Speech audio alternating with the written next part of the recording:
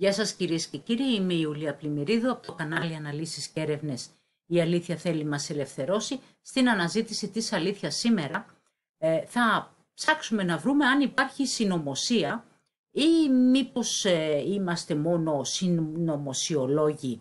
Υπάρχει παγκόσμια σκευωρία κατά λαών και εθνών, κατά των περιουσιών των ανθρώπων, κατά της ζωής τους. Έχουμε βρει κάτι. Για να καταλάβουμε όμως αυτή την κλίκα των ανθρώπων οι οποίοι επιβουλεύονται τη ζωή μας και την περιουσία μας, θα πρέπει πρώτα να εξετάσουμε κάποια πολιτικά συστήματα τα οποία απαντούν στη μασονία και στους βασιλικούς οίκους, καθώς αυτοί είναι οι ανώτεροι άρχοντες της μασονίας. Οι βασιλικοί οίκοι άρχουν στο κράτος, δηλαδή ένας βασιλέας άρχει στο κράτος του, στο στρατό, είναι ο αρχηγός του στρατού, είναι αρχηγός της μασονίας, στην Αγγλία είναι και ο αρχηγός της χριστιανικής εκκλησίας, της αγγλικανικής εκκλησίας. Άσχετα αν είναι μασόνος, και αυτό πάει κόντρα στα πιστεύω. Και θα δούμε και τι έχουν κάνει με το χριστιανισμό όλοι αυτοί οι άνθρωποι που δεν είναι χριστιανοί. Τέλος πάντων, θέλουμε εδώ να εξετάσουμε τις πυραμιδικές δομές. Είναι η βασική δομή της εξουσίας της μασονίας. Και θα πάμε από την εποχή των Φαραώ να δούμε πώς ήταν η δομή του κράτους και πώς είχαν υποδουλώσει τον κόσμο οι Φαραώ. Ο Φαραώ λοιπόν ως βασιλέας και ως θεός είχε πάρα πολλές ανάγκες για πλούτο και πολυτέλεια και υποδούλωνε το λαό μέσα από την κυβέρνησή του, τους αξιωματούχους και το στρατό. Ο λαός ήταν υποδουλωμένος και σε βασιλέα αλλά και σε θεό που έπρεπε να τον υπηρετεί, να του καλύπτει όλες τις παράλογες ανάγκες του και να μην διαμαρτύρεται, να μην ξεσηκώνεται και να μην ζητάει δικαιώματα. Ο μόνος που είχε δικαίωμα ήταν ο Φαραώ και οι τιτλούχοι από κάτω του που άρμεγαν από το λαό και ζούσαν και αυτοί πάρα πολύ πλούσια. Έτσι λοιπόν ο στρατός εκτελούσε τις εντολές του Φαραώ και των τιτλούχων και ήταν η δύναμη καταστολής και υποδούλωσης όλων των υπόλοιπων ανθρώπων. Αυτό το σύστημα δεν έχει αλλάξει μέχρι σήμερα, καθώς οι δομές αυτές απαντούν σε μονάρχες και οι βασιλικοί οίκοι σήμερα που άρχουν σε όλη την Ευρώπη είναι απόγονοι των Μεντίτσι της Φλωρεντίας, που όπως ισχυρίζονται κατάγονται από τον Έρωνα, που και αυτός ήταν θεοποιημένος. Έχουν λοιπόν την ανώτερη εξουσία, πυραμιδική δομή πάλι εδώ, οι αξιωματούχοι, κάτι άλλο. Έτσι λοιπόν έχουμε τους τιτλούχους και το στρατό και αυτοί που απομυζούν τον λαό, τον κλέβουν, βάζουν φόρους δυσβάστακτους, δεν τους δίνουν δικαίωμα να αναπτυχθούν, να κάνουν κάποια δραστηριότητα, έτσι ώστε να έχουν και αυτοί κάποια μοίρα. Τους θέλουν υποδουλωμένους για να αρμέγουν περισσότερο και να έχουν περισσότερο πλούτο. Αυτή λοιπόν η δομή πυραμιδική ξεκινάει, βλέπετε εδώ, the structure of Freemason, από τη μασονία. Ανώτερος άρχοντας είναι βέβαια πάντα κάποιος με κληρονομικό δικαίωμα και τους ανώτερους τίτλους τους έχουν οι βασιλιάδες, οι λόρδοι, οι άρχοντες, και από κάτω τους η δομή είναι οι κυβερνήσεις και ο στρατός που υποδουλώνει και αρμέγει το λαό. Βέβαια αν δεν είσαι μασόνος, δεν έχεις και κανένα δικαίωμα, αυτοί θεωρούν όλους τους υπόλοιπους βέβηλους και δεν μπορείς να αποκτήσεις φήμη, δόξα ή χρήμα στις δικές τους κοινωνίες. Πέρα όμως από τις δομές αυτές των βασιλικών οίκων, παρόμοια δομή πυραμιδική είναι και ο κομμουνισμός, ο οποίος είναι βέβαια μασονία, καθαρή μασονία, όπου έχουμε έναν θεοποιημένο Στάλιν, τον Πατερούλη, ο οποίος καταλύει το χριστιανισμό, σκοτώνει κόσμο, μεταφέρει πληθυσμούς και το τι έκτροπα έχουν γίνει. Είναι λοιπόν αυτός ο ανώτερος άρχοντας, έχει το Υπουργείο του και ο στρατός, ο οποίος επιβάλλει όλη την υποδούλωση. Η ανώτερη βαθμίδα στον κομμουνισμό περνάει ζάχαρη, μέλι, γάλα, έχουν τα πάντα και όλος ο υπόλοιπος λαός από κάτω πεινάει. Το ίδιο συμβαίνει και με τον ναζισμό, πάλι έχουμε δικτακτορία, έχουμε ανώτερο άρχοντα θεοποιημένο και τον ακολουθούν για κάτι καλύτερο, υποτίθεται πως έχει αυτό το όραμα το σωστό και βέβαια πλανώνται και υποδουλώνει στρατιωτικά μέτρα στο εκτελεστικό απόσπασμα όποιος δεν τους ακούει. Και αυτές οι δομές, οι πυραμιδικές, φυσικά δεν είναι καλές για το λαό. Σε καμία περίπτωση αυτές οι δομές δεν είναι καλές για το λαό. Λοιπόν, πάμε να δούμε την μασονία ως μία στρατιωτικού τύπου θρησκευτική οργάνωση, καθώς είναι εωσφοριστές και παγανιστές και υπακούνε σε δικό τους ανώτερο άρχοντα.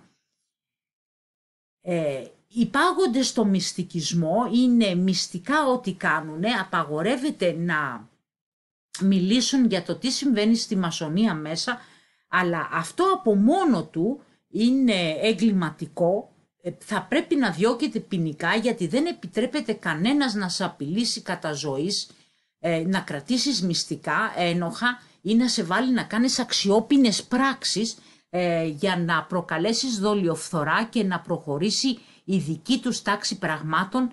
Είναι λοιπόν μια εγκληματική οργάνωση με σκοπό να καταλύσουν τα κράτη που βρίσκονται μέσα για να κτίσουν τη δική τους τάξη πραγμάτων, όπως λέει το δολάριο. Η τακτική η μεγάλη τους είναι το ψεύδος. Και εδώ θα δούμε ένα πείραμα που έχει γίνει σε έναν αθώο άνθρωπο, τον οποίο τον προσκαλέσανε σε μια ομάδα συνεννοημένων να κάνει ένα τεστ. Αυτοί λοιπόν οι άνθρωποι εδώ είναι συνεννοημένοι να δίνουν λάθος απαντήσεις και αυτός και εξετάζουν τη δική του αντίδραση. Μπαίνει λοιπόν ο αθώος μέσα σε αυτή την ομάδα και γίνεται η ερώτηση ποια γραμμή είναι μεγαλύτερη, η α, η β ή η γ. Βέβαια τα μάτια του ανθρώπου βλέπουν την α, αλλά όλοι οι υπόλοιποι απαντούν ότι η μεγαλύτερη γραμμή είναι η β και ασκούν ψυχολογική πίεση πάνω σε αυτόν ότι δεν βλέπει καλά, ότι δεν έχει σωστά τα μυαλά του και προσπαθούν να τον πιέσουν μέσα από αυτή την κοινή γνώμη ότι είναι πολλοί αυτοί και γνωρίζουν την αλήθεια καλύτερα από ό,τι αυτός βλέπει με τα μάτια του. Το 75% των ανθρώπων υποκύπτουν σε αυτή την πίεση της κοινής γνώμης και απαντούν ότι η μεγαλύτερη γραμμή είναι β, παρόλο που τα μάτια τους βλέπουν τη γραμμή α. Αυτή είναι η τακτική του ψεύδους. Αυτήν την ίδια τακτική χρησιμοποιούν στην προπαγάνδα.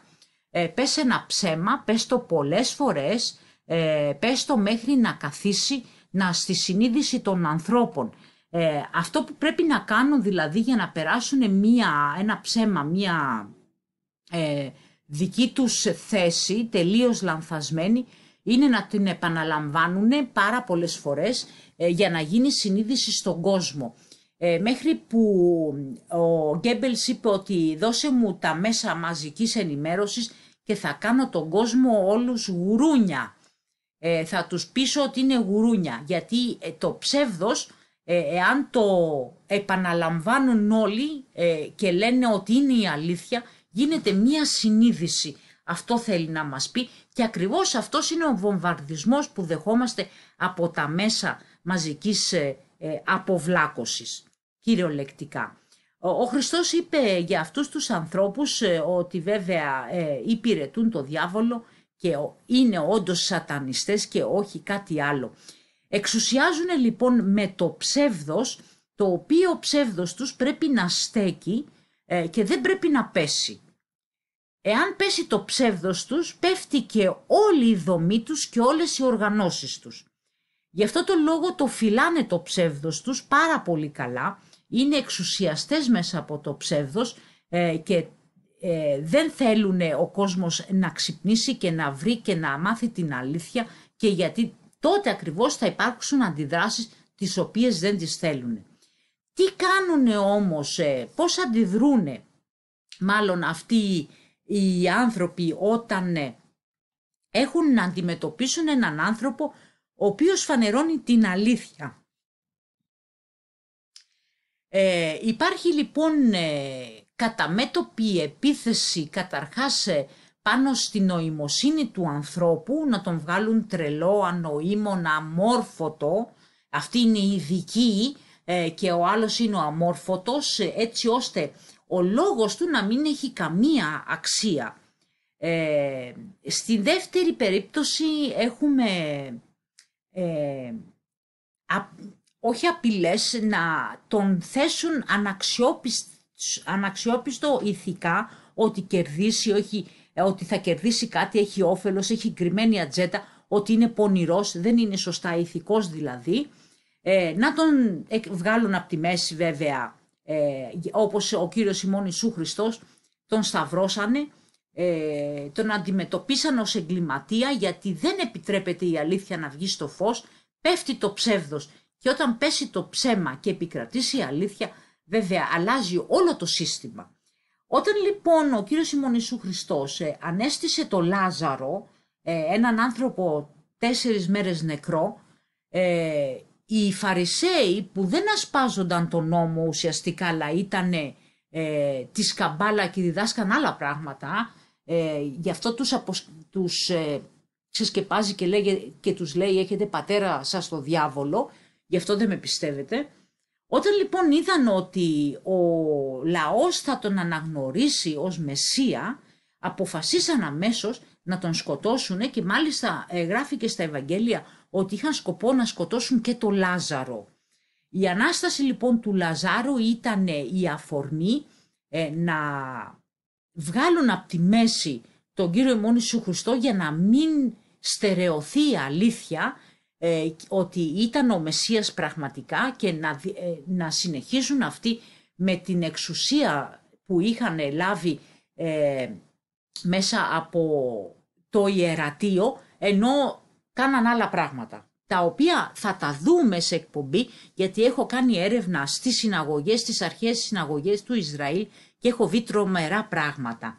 Έχω βρει τρομερά να σας τα δείξω. Λοιπόν, θα του επιτεθούν σαφώς τραμπούκι, ψευτομάρτυρες θα του ρίξουν κατηγορίες και γενικώς θα σπηλωθεί και θα λασποθεί το πρόσωπο του ανθρώπου που λέει την αλήθεια, γιατί εάν επικρατήσει η αλήθεια, το ψεύδος πέφτει και δεν μπορεί να συνεχίσει να κάνει τη δουλειά του και να υποσκάπτει τους ανθρώπους και την υποδούλωσή τους. Αυτή λοιπόν είναι και η τακτική του κατηγορώ τον καταγγέλλοντα. Έρχεται λοιπόν κάποιος άνθρωπος να πει την αλήθεια, να καταγγείλει ένα ψέμα, να καταγγείλει μια συνωμοσία, και αμέσως δέχεται κατηγορίες και καταγγέλλεται ο ίδιος και βάλεται η ζωή του και τα πάντα για να μην επικρατήσει η αλήθεια. Έτσι λοιπόν δεν υπάρχει συνωμοσία, υπάρχουν μόνο συνωμοσιολόγοι, γιατί αν φανερωνόντουσαν οι συνωμότες που είναι αυτοί ακριβώς οι πολιτικοί, όπως θα δούμε παρακάτω, τότε η αστυνομία θα πρέπει να πάρει μέτρα εναντίον τους, και φυσικά αυτοί αρνούνται ότι συνωμοτούν και συνεχίζουν να συνωμοτούν. Αυτή είναι η τακτική, αλλά να τη δούμε και σε άλλη περίπτωση αυτή την τακτική. Στην περίπτωση του ιχθυολόγου, ο οποίος καταγγέλει μια μεγάλη εταιρεία ιχθυοκαλλιεργειών ότι μολύνει το περιβάλλον και ότι ταΐζει με ακατάλληλα προϊόντα τα ψάρια, και μετά τα τρώμε εμείς και παθαίνουμε ασθένειες αρρώστιες. Έπεσε λοιπόν όλο το δικαστικό σύστημα πάνω του και κόντεψαν να τον βάλουν και φυλακή, γιατί έκανε το χρέος του να καταγγείλει αυτήν την παρανομία εις βάρος όλος της Ελλάδος, γιατί το να μολύνεις το φυσικό περιβάλλον σαφώς πεθαίνουν τα ψάρια και δεν καταστρέφεται το φυσικό περιβάλλον και ο πλούτος της χώρας. Επειδή όμως το σύστημα της μασονίας επιχειρεί να φέρει πείνα, οι επιχειρήσεις αυτές δεν πρέπει να σταματήσουν να μολύνουν και να κάνουν κακό. Δεν πρέπει να σταματήσουν τις φωτιές ή τη φτώχευση, τα μνημόνια και ό,τι μέτρο έχει έρθει στην Ελλάδα. Γιατί πρέπει λοιπόν εμείς να γίνουμε πάρα πολύ φτωχοί, να μην έχουμε καμία περιουσία, να μην έχουμε στον ήλιο μοίρα και να είμαστε υποδουλωμένοι μέσα στη χώρα μας από ξένες εταιρείες οι οποίες θα έρχονται και θα εδραιώνονται και θα μας δίνουν ένα κομμάτι ψωμί και θα κλέβουν ολόκληρη την Ελλάδα. Αυτό είναι το σύστημα της υποδούλωσης και είναι οι εταιρείες όπως τις αναφέρει ο Μουσολίνη στον υπερκαπιταλισμό, αυτές που παίζουν τον κυρίαρχο ρόλο σε αυτό το σύστημα της υποδούλωσης. Έτσι λοιπόν ο ιχθυολόγος κόντεψε να πάει φυλακή γιατί έκανε το χρέος του. Ο Καστανάς χρεώθηκε με 130.000 ευρώ πρόστιμο, που αλίμονο εάν βάζανε τέτοιο πρόστιμο αναλογικά, ας πούμε και στον Αβραμόπουλο με το σκάνδαλα με τα εμβόλια ή παρόμοια. Δεν υπάρχει λοιπόν δικαιοσύνη πραγματικά στο λαό. Υπάρχουν 2 μέτρα, 2 σταθμά και αυτό είναι επί τούτου. Κυνηγάνε τον Έλληνα πολίτη να μην ορθοποδήσει, να μην ανοίξει επιχειρήσεις. Δεν βοηθιέται ο Έλληνας να είναι επιχειρηματίας, να έχει μια μικρομεσαία επιχείρηση, αλλά προσπαθούν να τις κλείσουν αυτές, να είναι φτωχός ο Έλληνας για να είναι εύκολο θύμα σε ό,τι είναι να έρθει. Έτσι λοιπόν παίρνει 5.000 πρόστιμο γιατί πουλούσε κουλούρια και η 90χρονη που δεν είχε να φάει και έπλεξε πασουμάκια την βάλανε σήμανση στην αστυνομία. Αυτά λοιπόν τα μέτρα, τα 2 μέτρα, 2 σταθμά απέναντι στα σκάνδαλα, τα τρομερά των πολιτικών που δεν τιμωρούνται με κανέναν τρόπο και οι μασόνοι καλύπτουν τους μεγάλους εγκληματίες ενώ βάζουν υπέρμετα πρόστιμα και εξαθλιώνουν το λαό απομιζώντας ακριβώς όπως είδαμε στις πυραμιδικές δομές ότι οι από πάνω ρουφάνε το λαό ολότελα για να είναι πάντα υποδουλωμένος και αυτοί να περνάνε καλά. Είναι ακριβώς το ίδιο σύστημα. Εδώ λοιπόν έχω ένα άρθρο και για τους δικαστικούς και θα τους δούμε αυτούς με το άδικο δικαίωμα παρακάτω, ότι ενεργούν για τη μασονία. Εδώ είναι βέβαια φως φανάρι, καταγγέλλονται πράγματα και δεν τιμωρούνται και δεν διώκονται μασόνοι και πολιτικοί, ό,τι και να κάνουν. Πραγματικά ό,τι και να κάνουν κουκουλώνονται.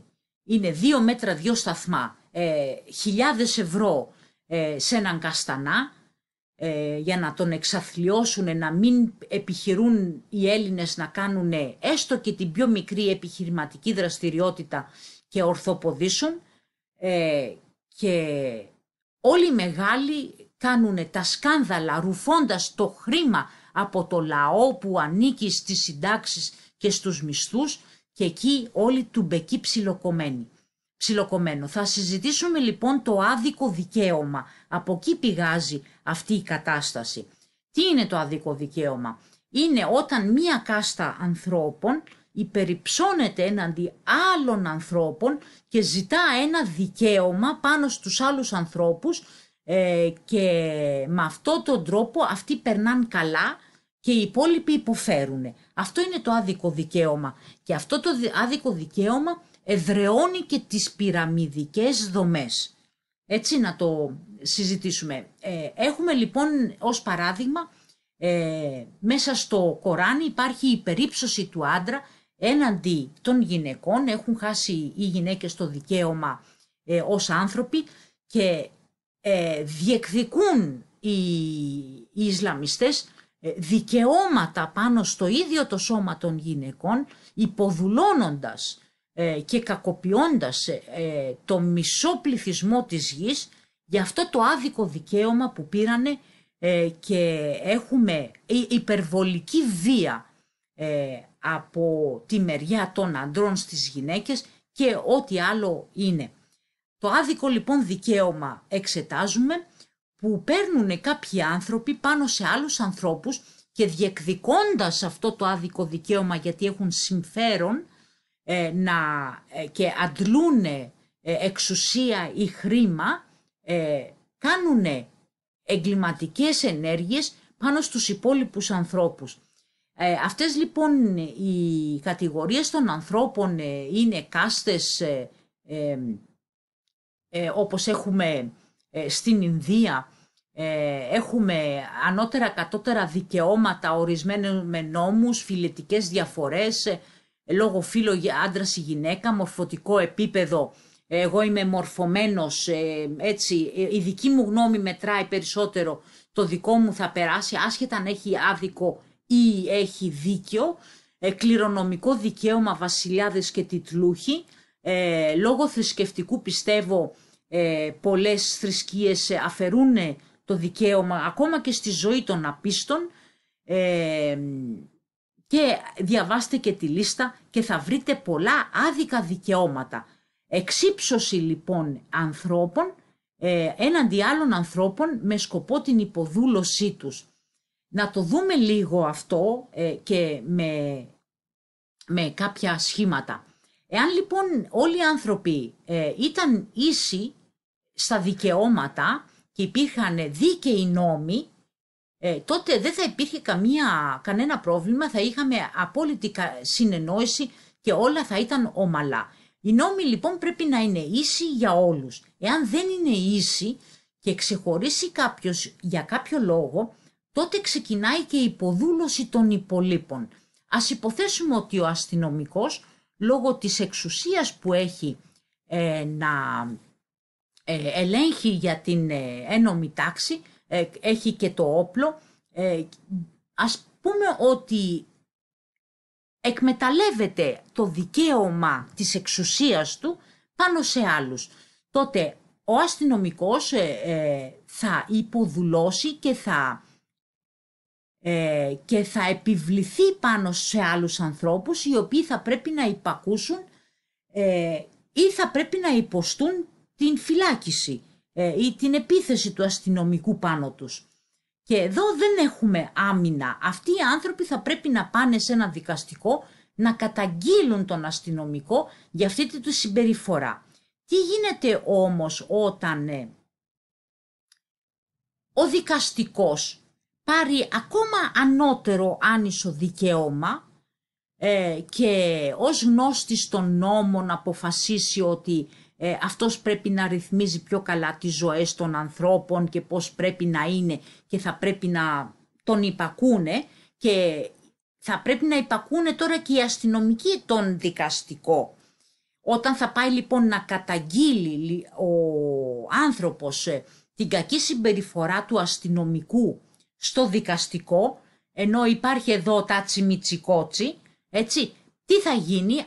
Δεν θα τιμωρηθεί ο αστυνομικός, αλλά βέβαια θα πέσει κατηγορία σε αυτόν που καταγγέλει τη συμπεριφορά του αστυνομικού. Είναι κατανοητό νομίζω αυτό.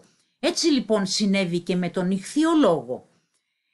Εδώ λοιπόν έχουμε αυτή την συνεννόηση, θα αρχίζει και φτιάχνεται η πυραμιδική δομή, το βλέπετε. Έρχεται λοιπόν και ο πολιτικός, που στον πολιτικό εμείς δεν έχουμε πια κανένα λόγο. Εγώ δεν μπορώ ως πολίτης να ψηφίσω να φύγει από τη Βουλή, με κάποιον τρόπο να τον απολύσω ή να αρνηθώ κάποιο νόμο τον οποίο αποφάσισε αυτός να επιβάλλει πάνω μου. Δίκαιος ή άδικος νόμος, Από τη στιγμή που θα μπει μέσα στη Βουλή, εγώ χάνω κάθε δικαίωμα από εκεί και πέρα ως πολίτης.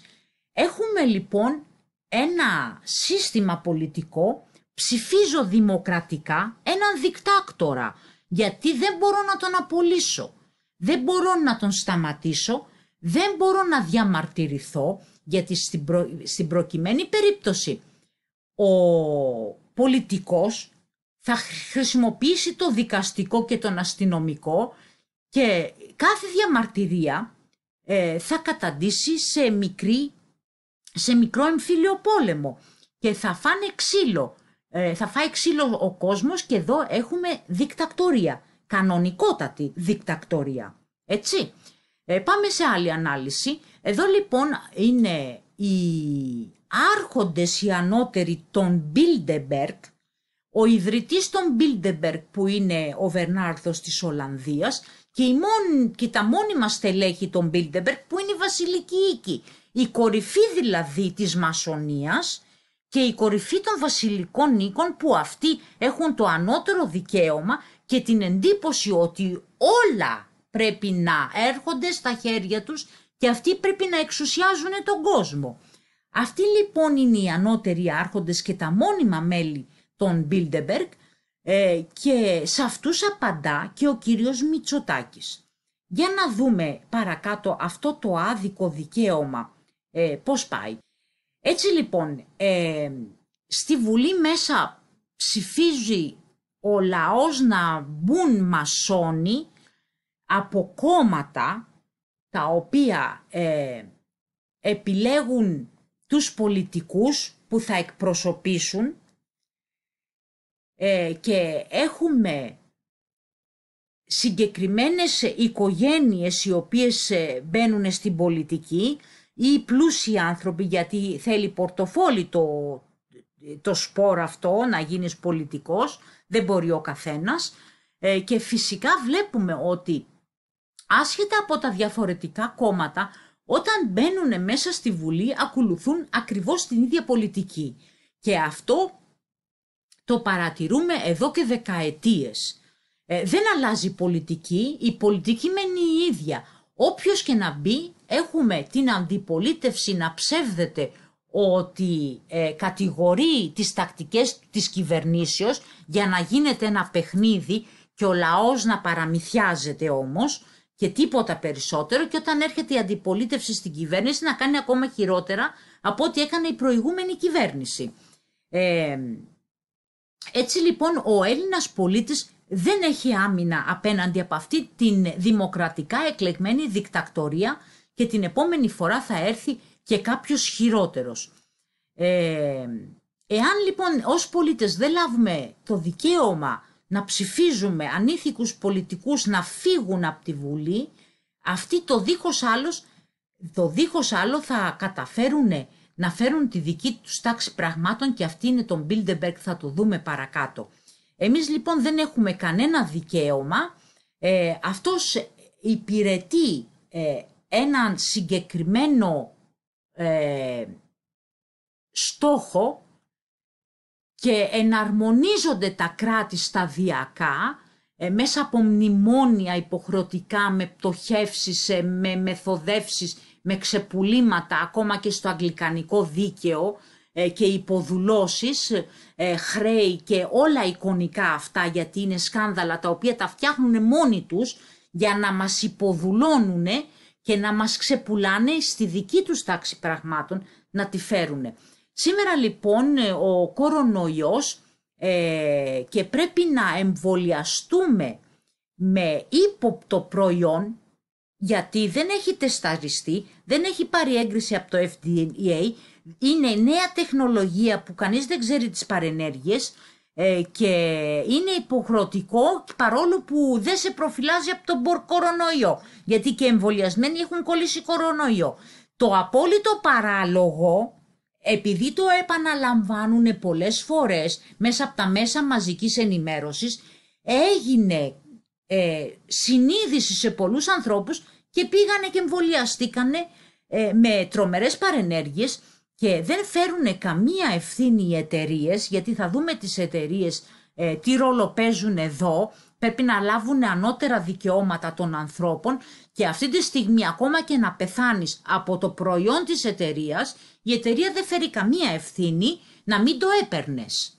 Εκεί πάμε, παρόλο που σου επιβάλλουν να το πάρεις. Και δεν γνωρίζουμε σε 2 με 3 χρόνια τι μπορεί να αφανερώσει αυτό το εμβόλιο από έναν ιό ο οποίος έχει κατασκευαστεί από τα δικά τους εργαστήρια. Έτσι. Λοιπόν, τέλος πάντων, για πάμε παρακάτω. Το Σύνταγμα λέει θεμέλιο του πολιτεύματος είναι η λαϊκή κυριαρχία. Η λαϊκή κυριαρχία είναι ότι εγώ ως πολίτης προσλαμβάνω ως υπάλληλό μου να υπηρετήσει εμέναν τον πολίτη, τον πολιτικό ο οποίος μπαίνει στη Βουλή. Αυτό σημαίνει λαϊκή κυριαρχία. Αυτός εδώ είναι υπάλληλός μου. Εγώ τον πληρώνω. Έτσι. Και δεν πρέπει να με εκμεταλλεύεται, δεν πρέπει να ξεπουλάει την πατρίδα μου. Εγώ όμως ως πολίτης δεν έχω κανέναν τρόπο να τον σταματήσω. Και αυτός την ξεπουλάει την πατρίδα μου. Το καταλαβαίνουμε αυτό? Για πάμε λίγο παρακάτω. Το σύστημα λοιπόν το οποίο έχουν εδραιώσει είναι το εξής. Μασόνοι μπαίνουν στην πολιτική, στα κόμματα και οι μασόνοι απαντούν σε ανώτερους άρχοντες πυραμιδικής εξουσίας με κληρονομικό δικαίωμα που είναι οι εστεμένοι. Οι εστεμένοι όμως είναι τα βασικά στελέχη της λέσχης Bilderberg. Κατανοητό? Ωραία. Μπαίνουν λοιπόν μέσα στη Βουλή έχοντας πάνω στο κεφάλι τους τη δική τους τάξη πραγμάτων και όχι να υπηρετήσουν τον ελληνικό λαό και δεν υποχρεούνται να τον υπηρετήσουν κιόλας γιατί ο ελληνικός λαός δεν έχει και καμία άμυνα απέναντι από τους πολιτικούς. Εκτός από αυτό βαράνε προσοχή αυτοί εδώ και οι πολιτικοί και οι στρατιωτικοί και οι δημοσιογράφοι και οι επιχειρηματίες και όλο το κοινωνικό φάσμα βαράει προσοχή στη λέσχη Bilderberg μια φορά τουλάχιστον το χρόνο για να δώσουν αναφορά πώς πάνε τα πράγματα για να φέρουν την παγκοσμιοποίηση. Και σαν να μην φτάνει αυτό θα δούμε και ποιος έφτιαξε την Ευρωπαϊκή Ένωση, αυτός που έφτιαξε τους Bilderberg, ο Ρέτιγκερ. Ο Ρέτιγκερ που είναι συνιδρυτής των Bilderberg είναι και ο πατέρας της Ευρωπαϊκής Ένωσης και συμβαίνει το εξής τώρα με την Ευρωπαϊκή Ένωση. Δεν εκλέγει, διορίζουν επιτρόπους, όποιους γουστάρουν, έτσι το θέλανε, οι οποίοι φτιάχνουν τους νόμους όπως τους θέλουν οι επίτροποι και τους φέρνουν στην Ευρωπαϊκή Βουλή προς ψήφιση, τους οποίους νόμους αυτούς πρέπει να τους επιβάλλουν στους λαούς των εθνών της Ευρωπαϊκής Ένωσης. Το καταλάβατε αυτό? Ο διορισμένος, γιατί είναι Bilderberg ο Αβραμόπουλος, σας φέρνω ένα παράδειγμα και έχει κάνει και σκάνδαλα και έχει βάλει και τον Πεσονεοσφόρο στην πλατεία Καραϊσκάκη, μην το ξεχνάμε αυτό, έτσι, για το ποιος είναι ο Αβραμόπουλος και θα πούμε πολλά. Αυτός λοιπόν είναι διορισμένος, είναι Bilderberg, φτιάχνει νόμους, τους ψηφίζει η Ευρωπαϊκή Ένωση και τις εφαρμόζουν και τα κράτη-μέλη. Δηλαδή, έλεος, ελάτε να μας ανοίχτε τα σύνορα να μπουν μέσα, μας πάρουνε ρε παιδιά να τελειώνουμε. Όμως εκεί βρισκόμαστε και όχι αλλού. Έτσι να μην πω παραπάνω για να μην μου κόψουν και το βίντεο. Έρχεται λοιπόν ο κύριος Παπαδήμος Λουκάς, ο οποίος είναι υπάλληλος του Ρόκεφέλερ. Έτσι, είναι υπάλληλος του Noster Ordo Seclorum. Noster Ordo Seclorum. Η δική μας τάξη πραγμάτων, λέει εδώ φαρδιά πλατιά, σε μια παράλληλη σχεδίαση του δολαρίου, τριμερής επιτροπή και τι πράγμα είναι θα το δούμε, και σε παράλληλη σχεδίαση με το Βατικανό έχω κάνει πάρα πολλές αποκωδικοποιήσεις. Αυτός λοιπόν είναι από το 1994 μέχρι το 2002 στην Τράπεζα Ελλάδος, μας βάζει στο ευρώ, Εκείνη την εποχή έχουμε σκάνδαλα χρηματιστηρίων, όχι ένα και δύο, και τρομερά σκάνδαλα, έτσι, τρομερά. Έτσι δεν θυμάμαι το σκάνδαλο της Ελστάτ, αλλά οι φούσκες του χρηματιστηρίου που φάγανε τα λεφτά των Ελλήνων, κυριολεκτικά μια απόλυτη φτώχευση ξαφνική των Ελλήνων μέσα από το χρηματιστήριο, δικό του έργο, οι 5 φορές οι Ολυμπιακοί, το κόστος επάνω, τα σκάνδαλα της Ολυμπιακής, δικά τους έργα, για να μας φτωχεύσουν, να ανεβάσουν το χρέος όσο μπορούσαν περισσότερο, για να μας φτωχεύσουν. Και χρησιμοποίησαν όλα τα μέσα. Δεν κάνανε καμία οικονομία πουθενά, κλέβανε και δεν το συζητάμε. Και μας βάζει και με μαγειρεμένα στοιχεία μέσα στην Ευρωπαϊκή Ένωση να μας πάρουν το νόμισμα, να μας ελέγχουν κιόλας. Γιατί χωρίς νόμισμα δεν έχεις και καμία αξία. Έτσι δεν είναι? Τέλος πάντων, μας βάζει λοιπόν στην Ευρωπαϊκή Ένωση σκάνδαλα, φούσκωμα του λογαριασμού για να υποδουλωθούμε. Γιατί αυτό είναι το ζητούμενο, η υποδούλωση. Πάμε στην επόμενη καρτέλα. Ποιος είναι ο κύριος Ρόκεφέλερ? Ο κύριος Ρόκεφέλερ καταρχάς είναι Bilderberg και σας έχω δείξει ότι είναι και σατανιστής. Θα επανέλθω γιατί έχω βρει πάρα πολλά αυτονών εδώ. Έτσι. Είναι ένας άνθρωπος ο οποίος φαρδιά πλατιά έχει δηλώσει σε πάρα πολλές περιπτώσεις ότι είναι υποστηρικτής της νέας τάξης πραγμάτων. Θέλουμε μια κρίση για να κουμπώσουμε τη νέα τάξη πραγμάτων και εγώ είμαι περήφανος που συνομωτώ εναντίον σας όλων και θα σας κλέψω την ελευθερία σας, τα λεφτά σας και τα πάντα. Αυτό δεν λέει εδώ. Έτσι. Ιδρυτής λοιπόν της Τριμερής Επιτροπής, στην οποία μας ήρθε ο κύριος Παπαδήμος, τραπεζίτης, να μας χώσει στο χρέος για να μας ρουφάει. Δεν φτάνει που μας κλέψανε, έτσι, δεν φτάνει που μας κλέψανε, αλλά βάλανε και χρέος και ρουφάγαν και από πάνω. Το καταλάβατε? Είναι διπλό-τριπλό το κακό που μας έχουν κάνει, ακριβώς επειδή δεν έχουμε δημοκρατία και χρησιμοποιούν το σύστημα του ψεύδους. Δεν υπάρχει συνωμοσία, τίποτα, δεν συμβαίνει τίποτα, εσείς είσαστε φαντασμένοι συνωμοσιολόγοι, τα λένε αυτά. Πάμε λοιπόν να εξετάσουμε όμως. Ο κύριος Ρόκεφέλερ, έτσι, είναι στο σύνολο της μασονίας και της άρχουσας τάξης κάτι? Όχι, δεν είναι η ανώτερη βαθμίδα ο Ρόκεφέλερ. Ο Ρόκεφέλερ είναι ο κανένας, δεν έχει θρόνο. Αυτοί που έχουν θρόνο διαιωνίζουν τη μασονία μέσα από το θρόνο, έτσι, και οι θρόνοι είναι αυτοί που κρατάνε την μασονία μέσα στα πράγματα. Γι' αυτό έχουμε από το 1776 τη νέα τάξη πραγμάτων και την ίδρυση των Ιλουμινάτι από την Μαρία τη Θηρεσία, και θα τα εξετάσουμε πάλι αυτά. Έτσι, γιατί έχουμε και άλλα στοιχεία. Έτσι λοιπόν δεν είναι η ανώτερη βαθμίδα ο Ρόκεφέλερ. Ο Ρόκεφέλερ είναι ο αποδιοπομπαίος τράγος μαζί με τους υπόλοιπους Εβραίους. Αυτοί είναι απλώς για να είναι δαχτυλοδειχτούμενοι και να ξεφεύγουν οι πραγματικοί ένοχοι και έχοντας στόχο κάποιο συγκεκριμένη κάστα ανθρώπων.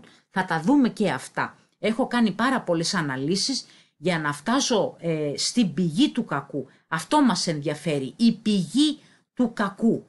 Έτσι λοιπόν αυτός ήταν υπάλληλος του Ρόκεφέλερ, έχει κάνει πολύ μεγάλο κακό, κανένας δεν τον κυνηγάει, κανένας δεν ελέγχει, έγινε και πρωθυπουργός και παίρνει και σύνταξη πρωθυπουργική, παίρνει συντάξεις τον πληρώνουμε, μας ξεπούλησε και τον πληρώνουμε και από πάνω χρυσάφι. Τέλος πάντων πάμε παρακάτω. Τα μνημόνια λοιπόν, ποιος ήταν ο λόγος που δεν μας πίεζανε μόνο να τους πληρώσουμε, αλλά είχαν μία μανία να μας αλλάξουν όλη τη διακυβέρνηση του κράτους, να μας αλλάξουν τις εφορίες, να μας αλλάξουν τον τρόπο που πληρώνουμε τους φόρους μας, να μας αλλάξουν τον τρόπο που λειτουργεί το κράτος, να μας κόψουν εφορίες, γιατί η εφορία είναι το χρήμα του κράτους. Αυτή τη στιγμή οι εφορίες είναι παροπλισμένες κυριολεκτικά.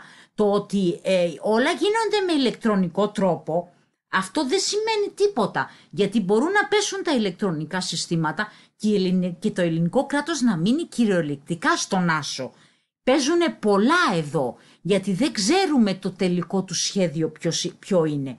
Αλλά όμως, εάν θέλανε να έχουν απόλυτο έλεγχο των κρατών όλου του κόσμου, θα έπρεπε να πετύχουν την ηλεκτρονική διακυβέρνηση για να μπορούν από ένα στρατηγικό κέντρο να ελέγχουν το χρήμα, την εξουσία, την πολιτική, τις ταυτότητες, τον κάθε έναν ξεχωριστά, γιατί αυτοί που έχουν πάρει το άδικο δικαίωμα φοβούνται μη το χάσουν και θέλουν να ελέγχουν όλους αυτούς από τους οποίους εκμιζούν αυτό το άδικο δικαίωμα, και γι' αυτό έχουμε συστήματα παρακολούθησης και τσιπώματος και να μην επαναστατήσει ο λαός και χάσουν το άδικο αυτό δικαίωμα. Η ηλεκτρονική λοιπόν διακυβέρνηση είναι απαραίτητη για την παγκοσμιοποίηση και δεν μας κάνουνε χάρη. Θυμόσαστε ότι το Α είναι η μεγάλη γραμμή και όχι το Β.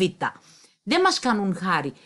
Μας παρουσιάζουν ότι μας κάνουν χάρη για να το δούμε με καλό μάτι και να το δεχτούμε. Ότι όμως η ηλεκτρονική διακυβέρνηση εξυπηρετεί μόνο την παγκοσμιοποίηση, ακόμα και την υποδούλωση, ακόμα και τον ξεπεσμό ολόκληρης της χώρας, αυτό δεν το είχατε σκεφτεί, έτσι. Τέλος πάντων, πάμε παρακάτω να δούμε λίγο τους δικτάκτορες, γιατί εγώ θα τους πω έτσι, να με συμπαθάτε, από τη στιγμή που φέρνω αποδείξεις για όλα αυτά τα πράγματα, και θα σας δείτε και στο δεύτερο επεισόδιο ακόμα χειρότερα. Έτσι λοιπόν αυτός διατάζει, φέρνει ανελεύθερα μέτρα αντιλαϊκά και διατάζει τον αστυνομικό να κρατήσει την τάξη, δηλαδή να επιβληθεί το αντιλαϊκό, το μέτρο υποδούλωσης και να χτυπήσουν τους πολίτες. Αυτό δεν είναι? Αυτό δεν συμβαίνει κάθε φορά που φέρνουν κάποια μέτρα? Έτσι, τσακίζουν τον κόσμο στο ξύλο, τον τσακίζουν.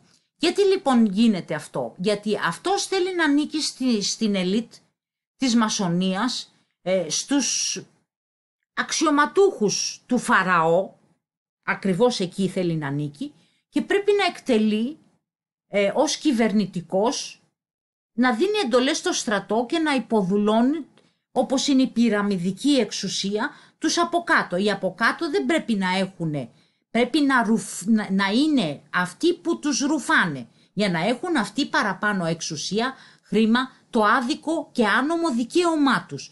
Να είναι θεοί, να είναι δεν ξέρω τι, όπως το έχουν στο μυαλό τους. Έτσι, γιατί μόνο τέτοιοι είναι.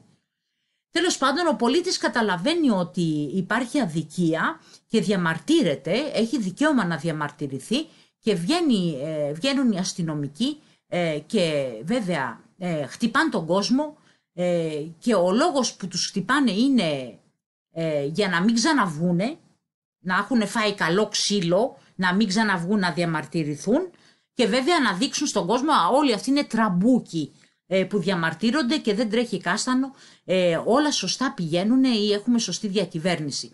Αυτό συμβαίνει εδώ, και ο αστυνομικός είναι το εκτελεστικό όργανο της δικτακτορίας και της υποδούλωσής μας. Έτσι όμως ο αστυνομικός είναι αντισυνταγματικός, γιατί η λαϊκή κυριαρχία διαμαρτύρεται ο πολίτης, έχει δικαίωμα να διαμαρτυρηθεί, δεν έχεις δικαίωμα να τον σταματήσεις, γιατί ο πολίτης δεν έχει κανένα όπλο κατά των κυβερνήσεων οι οποίοι λειτουργούν με αντιλαϊκά μέτρα. Έτσι λοιπόν ο αστυνομικός κανονικά βάσει του συντάγματος δεν πρέπει να σταματήσει τους πολίτες, οι πολίτες πρέπει να μπουν στη Βουλή και να λιτζάρουν τους πολιτικούς, γιατί αυτό θα πει λαϊκή κυριαρχία. Αφού δεν υπάρχει άλλο μέτρο να τον διώξουμε από τη Βουλή, με κάποια ψήφο εξόδου, με κάποια πώληση, με κάποια δικαστική απόφαση ή με οποιονδήποτε τρόπο, αφού δεν μπορούμε να τον διώξουμε, μένει αυτό το μέτρο να διαμαρτυρηθούμε, έτσι, και αν συνεχίσουν την αντιλαϊκή συμπεριφορά τους οι πολιτικοί, να τους λιτζάρουν όμως. Έτσι δεν είναι? Η Ελλάδα πρέπει να σωθεί από αυτούς τους διαφθαρμένους πολιτικούς. Εμείς ως Έλληνες έχουμε υποχρέωση να σταθούμε κατά εχθρών εντός και εκτός. Αυτός είναι εχθρός εντός. Ερωτώ. Έτσι. Κάνω ερωτήσεις. Ξύλο λοιπόν στον κόσμο.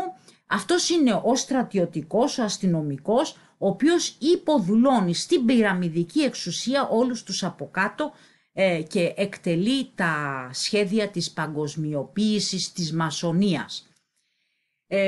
Η σούπερ καπιταλισμ, τα ανώτερα δικαιώματα θα δίδονται στις εταιρείες οι οποίες έρχονται και εδραιώνονται. Ο Έλληνας δουλεύει για ένα κομμάτι ψωμί, όλο το χρήμα συγκεντρώνονται από τις εταιρείες και διοχετεύονται στους Bilderberg. Οι ελληνικές εταιρείες στοχοποιηθήκανε και επί Πασόκ και επί Νέας Δημοκρατίας. Πάρα πολλές επιχειρήσεις κλείσανε. Δεν πρέπει οι Έλληνες να έχουν δικές τους επιχειρήσεις που να βγάζουν χρήματα και να ανήκουν στους Έλληνες. Αυτό απαγορεύεται. Πρέπει οι ξένοι να έρθουν εδώ για να ρουφάνε το χρήμα και γι' αυτό τους δίδεται και ειδική φορολογία, ενώ οι Έλληνες επιβαρύνονται με φορολογία αν θέλουν να ανοίξουν μια δική τους επιχείρηση. Επίσης θα υπάρχει ένας καπιταλισμός ομοίων πραγμάτων, δεν ξέρω, εδώ διαβάστε να δείτε τον υπερκαπιταλισμό του Μουσολίνη, αυτό εκτελούν αυτή τη στιγμή και θα έχουν ανώτερα δικαιώματα οι εταιρείες. Βλέπουμε το TTP και άλλα τέτοια συστήματα. Και ο κορονοϊός λοιπόν εξυπηρετεί πάρα πολύ σε αυτήν την εξαθλίωση του μικρομεσαίου επιχειρηματία, ώστε να κλείσουν πολλά μαγαζιά, να κλείσουν πολλές επιχειρήσεις, να πέσουμε στη φτώχευση, και είναι ένας ιός κατασκευασμένος από τα εργαστήριά τους και το εμβόλιο εξαιρετικά ύποπτο από ανθρώπους ύποπτους. Δεν θα πω περισσότερο μέχρι να τελειώσω μία έρευνα που έχω και θα έρθω με περισσότερα στοιχεία. Γιατί εγώ σας μιλάω πάντα με στοιχεία.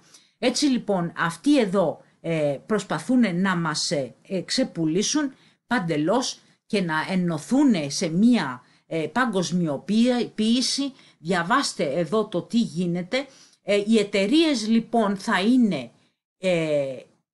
εκείνες που θα ελέγχουν τους πληθυσμούς του κόσμου, γιατί κάπου θα πρέπει να πας να δουλέψεις, να εργαστείς, και αν δεν είσαι ακριβώς έτσι όπως πρέπει δεν θα μπορείς να προσληφθείς, αν δεν είσαι τσιπωμένος, αν δεν είσαι με ταυτότητα ηλεκτρονική, αν δεν τηρείς όλες τις προϋποθέσεις, δεν θα μπορείς να εργαστείς. Αυτές οι εταιρείες όλες θα είναι ξένες και οπότε θα πρέπει να υπακούς αν θέλεις να έχεις στην πατρίδα σου μέσα ένα μισθό, να φας ένα κομμάτι ψωμί, και θα σε ελέγχουν οι ξένοι μέσα εδώ που θα έχουν αγοράσει τα πάντα βέβαια, και εμείς θα είμαστε απόλυτα υποδουλωμένοι. Κάπως έτσι πάει αυτό το παιχνίδι τους.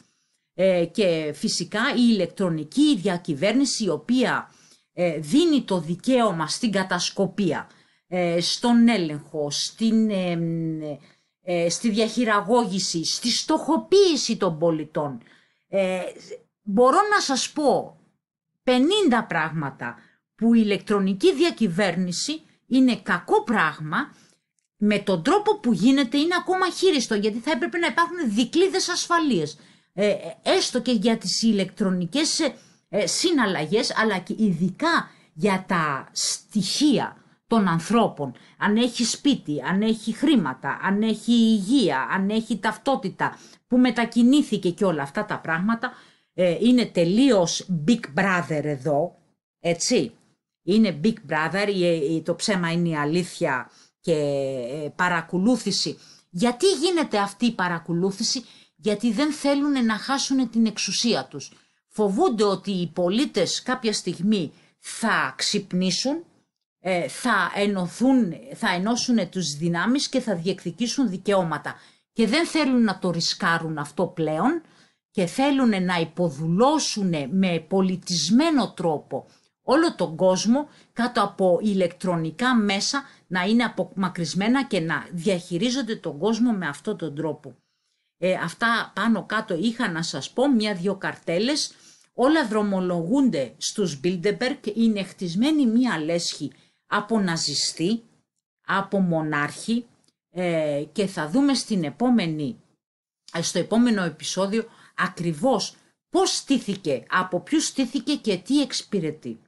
Έτσι, να διαβάσετε λίγο τις καρτελίτσες, να μην πω περισσότερο, να πω μόνο ότι όταν έχουμε έναν εχθρό, προστατεύουμε την πατρίδα μας, εναντίον τους Τούρκους την προστατεύουμε, εναντίον αυτών των εχθρών πρέπει να προστατέψουμε την πατρίδα μας για να την έχουμε, πρέπει να την προστατέψουμε. Είναι